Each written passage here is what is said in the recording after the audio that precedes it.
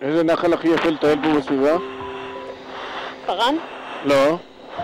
נחל קטן יפה נורא. נחל ברק? יפה. היית בנחל ברק? לא. לא היית? בבוקר הייתי בו. לא, ברגל. לא היית? לא, אף פעם. אוי ואבוי לי. אחר כך זה מסורת יצחק? זה מה שמטיילים? מסורת יצחקתם אותי.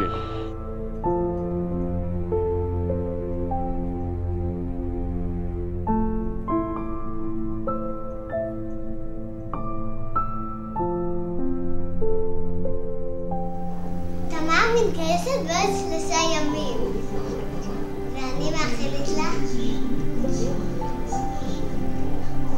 ותצליח בכל אשר תלך.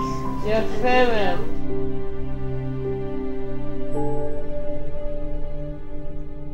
לתמר היו הרבה מאוד גוונים, ובאמת אחד מהם זה הטיסה. זאת אומרת, מצד אחד זה המקצוע שלה, אבל מצד שני היא פשוט מאוד אהבה את זה. היא אהבה את הטיסה, היא אהבה את הדינמיות של הדברים, היא אהבה את הקצב של הדברים.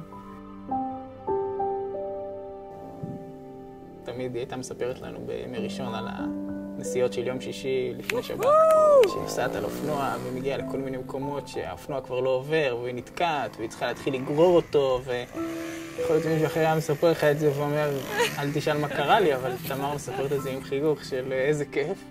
כשאת אומרת החיבור לאדמה, אז אני מיד חושבת על חיבור לארץ ישראל. וזה מאוד בא לידי ביטוי בטיולים שלה. היא אהבה מאוד לטייל בארץ.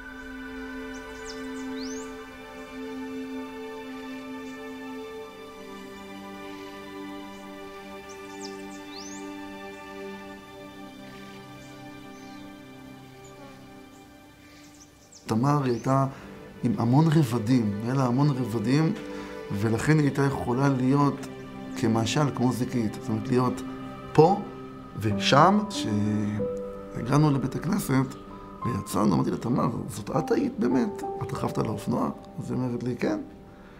אז אמרתי לה, וואו, איזה יופי.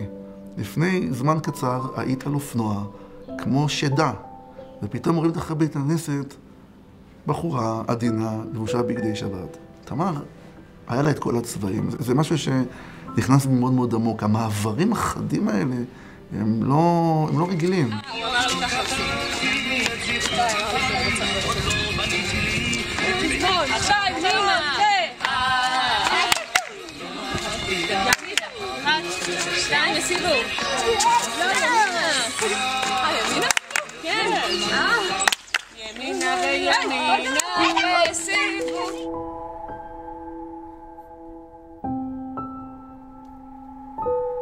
אחד הרגעים שבעיניי הכי אפיינו את תמר היה באיזשהו טיול של הטייסים והנווטים הסדירים בטייסת.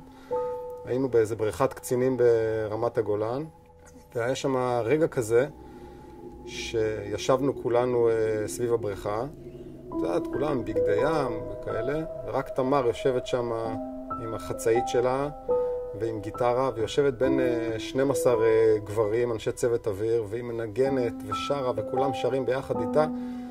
ואני אומר לעצמי, פשוט לא יאמן שהבחורה הזאת, עד לפני 3 שנים עוד הייתה בת שירות בוגרת אולפנה, וזה כל כך הדהים אותי.